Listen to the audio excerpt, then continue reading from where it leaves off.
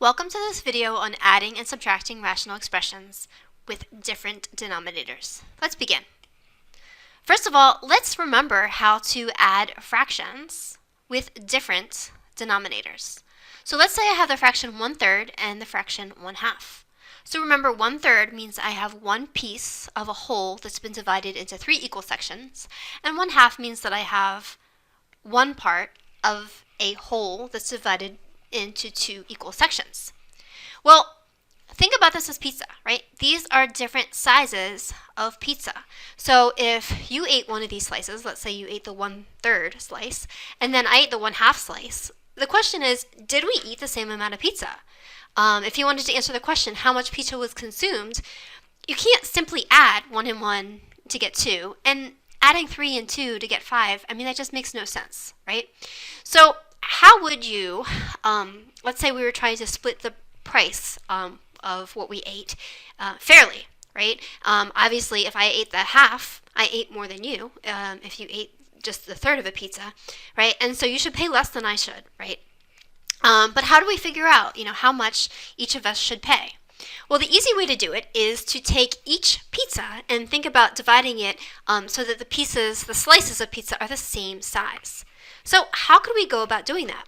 Well, one way to do that is to take the pizza that's cut into thirds and then cut each third in half again. And the reason that's helpful is because I could do the same thing over here, right? I could cut each half into 3 equal slices. And now can you see, now all the slices of pizza are the same size. Now I freehanded it, so it's not perfect, but you can sort of use your imagination and see that, assuming that the size of the pizzas is the same, right? You can see now, right, well, you ate 2 slices of pizza when they're cut up into 6, right? And I ate 1, 2, 3 slices of pizza. So now, right, now it makes much more sense to add the number of slices. So how can we do that mathematically? Well, what we do mathematically is we multiply 1/3 by 2/2. So that gives us 2 times 1, which is 2, and 2 times 3, which is 6. So instead of saying you ate 1/3 of a pizza, we say you ate 2 slices of a pizza that's cut into 6 equal slices, right? Starting to make a little bit more sense now. Same thing over here, right? Instead of saying that I ate half of a pizza, right, we multiply this by 3/3. Remember, we cut each of those halves into 3 equal slices. So we have 1 times 3 is 3, 2 times 3 is 6, right? So now, right, I say you ate 2 slices of pizza, I ate 3 slices of pizza, and we add them together, we say that together we ate 5 slices of pizza. So there's basically we consumed 5/6 of a whole pizza. Okay, so now, again, if you had to figure out the price, I don't know how much the pizza costs, but you could do it fairly, right? So I would have to pay, let's say it was $1 slice, right? You would only have to pay $2 for the pizza. I would have to pay $3 because I ate 3 slices. Okay, so again, we cannot add fractions directly when they have the same denominator. It doesn't make sense from a physical standpoint. And, the reason it doesn't make sense is simply because the sizes of the pieces that we're comparing or trying to add together are not the same size. So we have to find a common denominator. So let me point out these steps right here, right? So the first thing we do is find the LCD. Remember, LCD stands for least common denominator. Now, this is a common thing that teachers tell you all the time. I'm going to show you that you don't always have to find the least common denominator. You can just find any common denominator and it will work. Okay?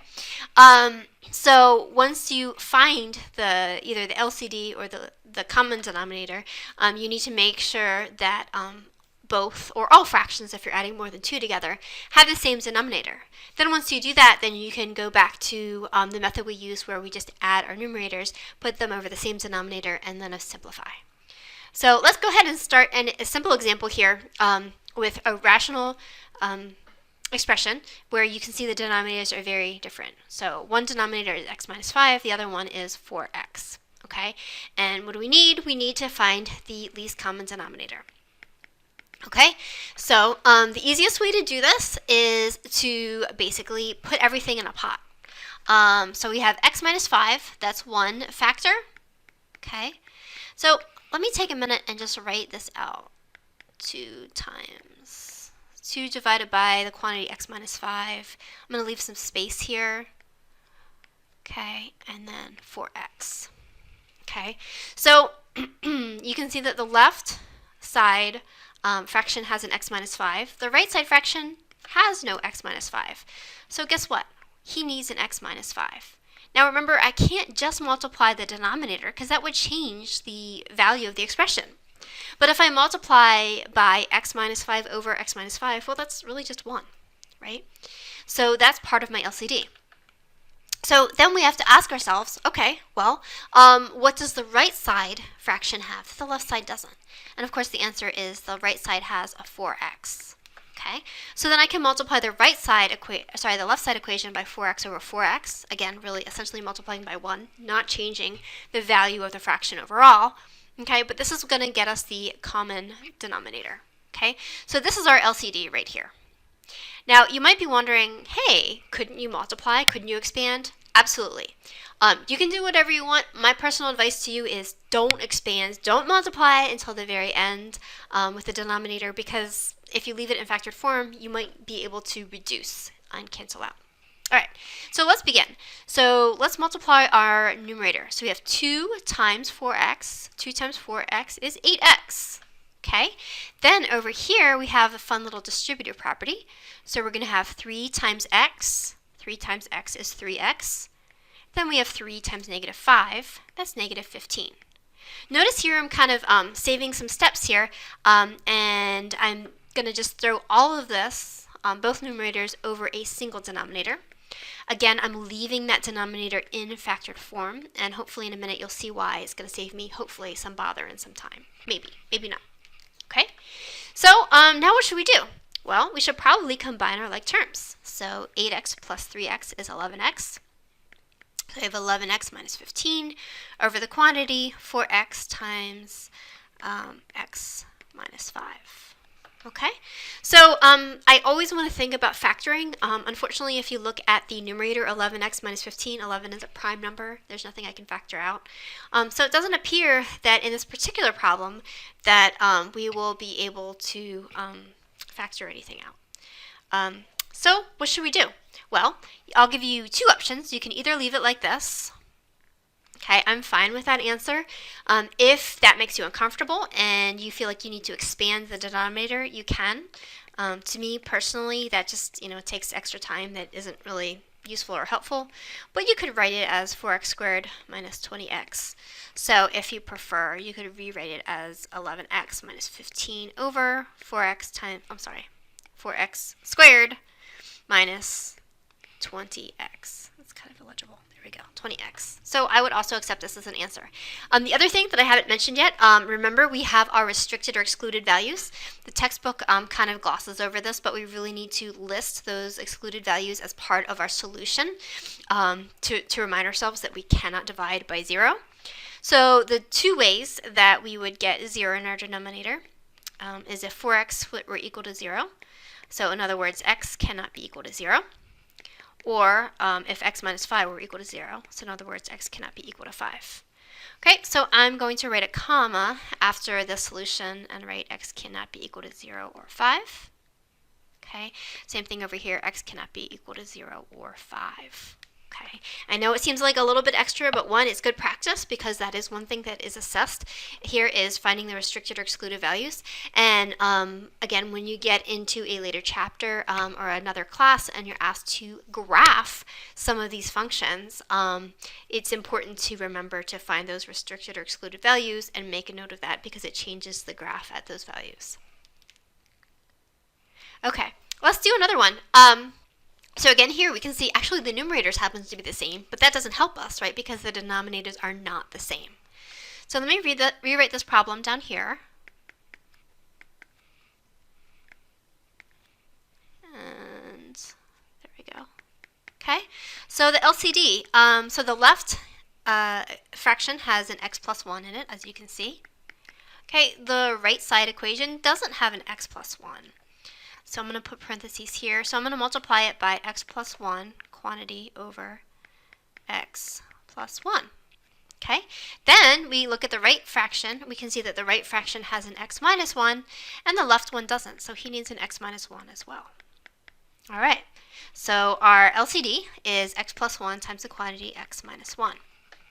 All right, so again, I invite you to remember I would expand the numerator, okay, because we can combine like terms. The denominator, we're going to leave it factored till the very end. Again, if you want to expand at the last minute, you can. You don't have to.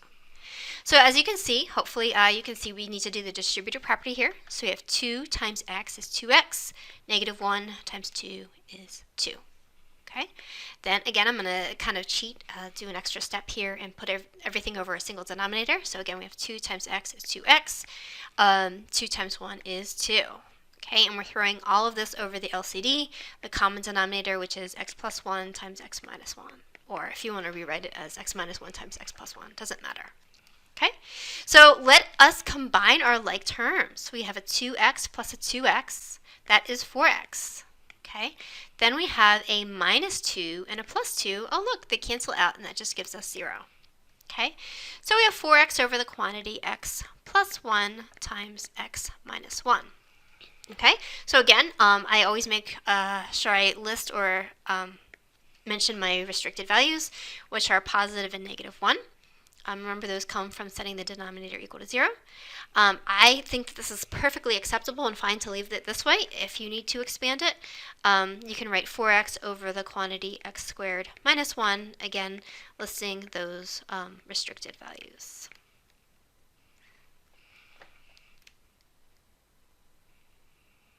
All right, let's do another example. So we have 4x over x squared minus 25 minus x over x minus 25. So you can see this one's a little bit different, right? We have an x squared term here in the first fraction.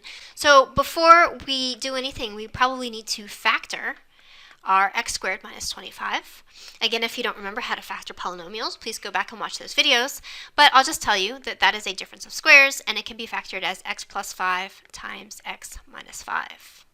Okay? So let's think about building our LCD, our least common denominator. So we can see that they both already have an x minus 5. So x minus 5 has to be part of my LCD. Okay, but look, this guy, he has an x plus 5 in his denominator, and the right side equation doesn't have that. So to make the denominators the same, we need to multiply this fraction on both the top and the bottom by x plus 5. Okay, so our full LCD is x minus 5 times x plus 5. Cool.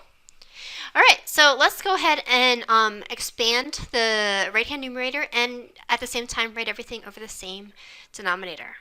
Okay, so we have 4x minus, so this is, let's put parentheses here. Well, let's just write it out this way because I don't want to confuse anyone. Let's do it this way. I'll just do one step at a time. Okay, so why did I do this? Why did I do 2 extra steps? Well, the reason I did that is because these are being subtracted instead of added. Okay, so I actually have a negative x times an x. Okay, so this is going to become 4x minus x squared. I'm going to erase this so I have more room. Okay, and then I have a negative x times 5, so that's going to be minus 5x. So watch those signs there, guys. Be careful about that. Both terms should be negative, not just one. Okay, and again, I like to leave my denominator factored till the very, very end. So let's stare at our numerator for a minute. Does that remind you of anything? Or what should we do? Is there anything that can be done to this expression? Well, we actually end up having some like terms. We have a positive 4x and a negative 5x. So what is 4x minus 5x? So let's rewrite it. We can rewrite it as negative x squared plus 4x minus 5x, again, over our denominator. Okay, well, 4x minus 5x, that gives me negative 1x. Okay, again, I can write that over the denominator. Okay, hopefully at this point, you're thinking to yourself that you could probably factor something out of the numerator. Right? Well, what can I factor out? Notice that both of them are negative, so I would like to factor out a negative sign. And they both contain x, so I would like to factor out a negative x. When I do that, what's left over? Well, we have x plus 1. Okay? Then we have x plus 5, x minus 5. Well, I was really hopeful that one of these terms would cancel out, but it looks like nothing cancels out. However, again, I think it's perfectly acceptable to leave it in factored form. Again, at the end, listing the fact that we can't let x be positive or negative 5 because we're not allowed to divide by 0. Okay, and again, if you feel more comfortable expanding the denominator, the expanded form of the denominator would of course be just x squared minus 25 if you feel like you need to do that. Okay, let's do another example. So this time we have quadratics in both of the fractions, the left side and the right side. So this will be even more fun and interesting. Okay, so if we look at it, we have 3x minus 8 over something, we're going to factor that in a minute, plus 2x minus 3 over something. Again, we'll factor that in a minute. So again, please watch those videos on factoring and using the AC method if you don't remember how to do that. I'm just going to factor these quickly in my head. This factors out as x plus 2 times the quantity x plus 4. This factors out as the x plus 2 times the quantity x plus 1. Okay, and again, if you don't believe me, you can expand them, use FOIL, or again, go back and watch those videos. All right, so let's think about our LCD. So we can see that what they have in common, first of all, is x plus 2. They both have an x plus 2. So that has to go into our recipe. So then we see not only do they both have x plus 2, but the left equation has an x plus 4. So that has to be part of our LCD. However, the right side, the right equation, does not have an x plus 4. So we need to multiply the right equation by x plus 4 over x plus 4. Okay? And then last but not least, we see that the right-hand equation has an x plus 1 term that the right-hand equation does not have. So that x plus 1 really needs to be part of our LCD as well. And also to accommodate that, we need to multiply the left equation by x plus 1 over x plus 1. Okay? So another thing that's very important is we need to put the binomials in the numerator in parentheses because, in a minute, we're going to have to use FOIL to expand those expressions. So let's go ahead and do this. So we have x times 3x, 3x squared, x times negative 8, negative 8x.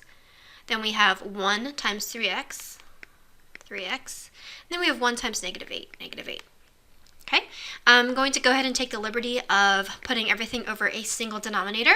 Then we're going to FOIL this other side. So we have 2x times x, that is 2x squared. 2x times 4 is 8x. Then we have negative 3 times x, that's negative 3x. And lastly, negative 3 times 4 is negative 12. Okay, so sometimes students are tempted to not write out the whole equation each time to work on the numerator and denominator separately. You can do that, but my warning to you is twofold. One is it's much harder to grade and follow work when you do it that way, when you have all of your numerator work on one spot and the denominator in the other. And the other thing is that you might end up forgetting to put them back together at the end. And so those are my warnings to you if you think about doing that. All right, so let's see about combining like terms. So first of all, it looks like we have a positive 2x squared and a positive 3x squared. That's going to give us positive 5x squared. Let's see what else we have. We have, it looks like a negative 8x and a positive 8x. Well, those cancel out. We also have a positive 3 and a negative, positive 3x and a negative 3x. Also, it looks like those cancel out. And then what else do we have? We have a negative 8 and a negative 12. Together, that gives us negative 20.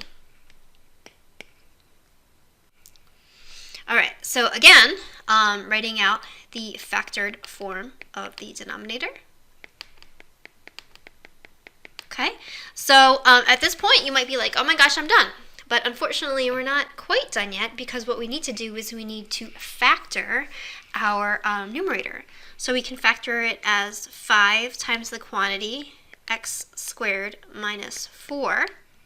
Okay, and again, that's all over x plus 1, x plus 2, x plus 4. And you might be thinking at this point, this is getting a bit tedious. And it is, that's true. But it's going to pay off in 1 second.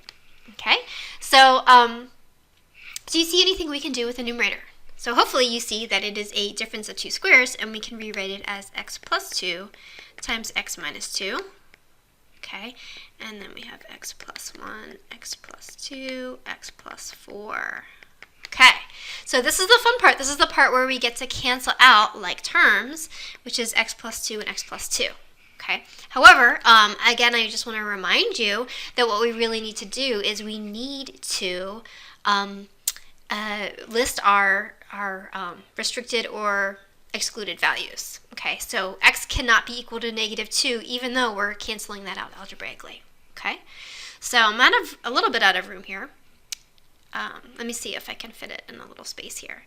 So let's write, we have 5 times the quantity x minus 2 over x plus 1, x plus 1 times x plus 4. Okay, and then again, I want to make a note of my restricted values, which are -1, -2, and -4. Again, even though algebraically that x plus 2 term cancels out, it's still a restricted value. All right, now we have our last example here, I believe. So again, we're going to start just like last time. We're going to factor out both denominators. So we have x plus 2. And then we're going to have x minus 3 times the quantity x minus 1. Okay, then we have 4x plus 5. Okay, and then we have x plus 5 times x minus 1.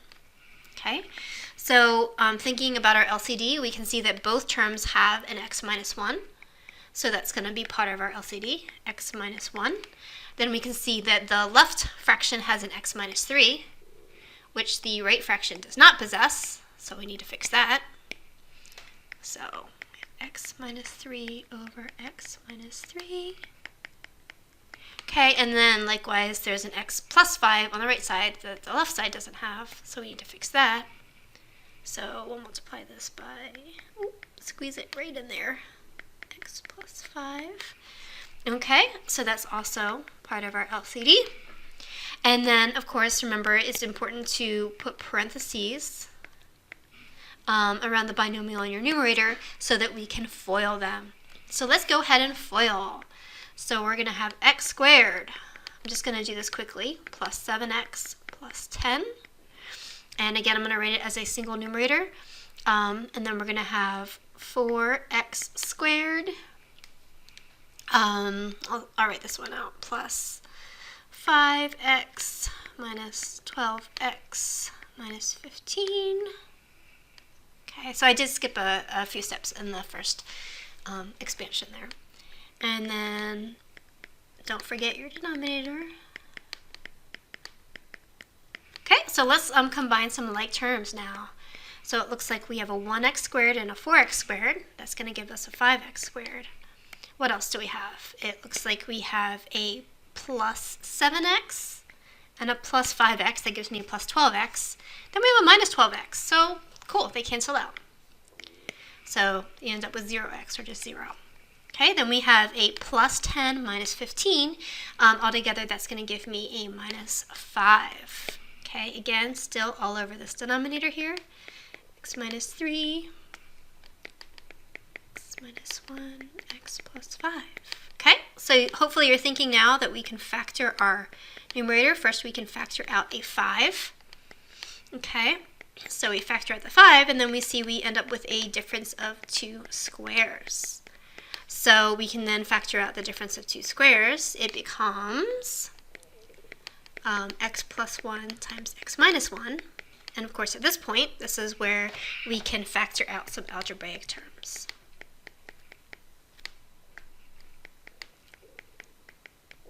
Okay, so hopefully you can see the x minus 1s cancel out. However, right, that restricted value is still part of our final solution. So we have 5 times the quantity x plus 1, and then we have x minus 3 for for x minus 5. So we'll just make ourselves a note here that x cannot be equal to positive 3, negative 5, or it also cannot be equal to positive 1. And that positive 1 restricted value comes from the fact that x minus 1 cannot be equal to 0. Okay, even though they cancel out, right? Why do they still cancel out, or why is that still a restricted value? Well, the simple answer is, what is 0 over 0? Is it 0 or is it undefined? And the answer is, it's still undefined. Okay, even though you have 0 upstairs, you're still dividing by 0, it's still undefined.